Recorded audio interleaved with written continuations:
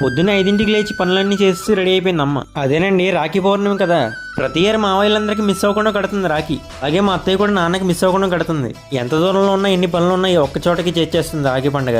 ఇక్కడ కట్టేయడం అయిపోయిన తర్వాత మా అమ్మ వాళ్ళ ఊరికి అయితే స్టార్ట్ అయిపోయాం. అమ్మమ్మ వాళ్ళ ఊరు వెళ్ళాలంటే స్టేట్ దాటాలి. అదేనండి మన పక్కనే ఉన్న తెలంగాణ స్టేట్. మాకు బోర్డర్లో ఉన్న ఊరి పేరు వచ్చేసి అశోవరపేట.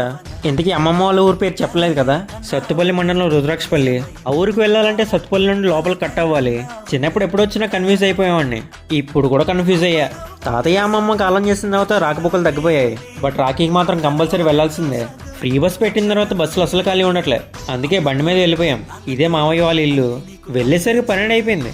అత్తయ్య అప్పటికి మొత్తం అంతా సిద్ధం చేసింది. అమ్మేమో ముందు రాఖీ కట్టిన తర్వాత భోజనం చేస్తానని చెప్పింది. ఇంతకీ ఈరోజు మా బావ మిస్ అయిపోయాడు.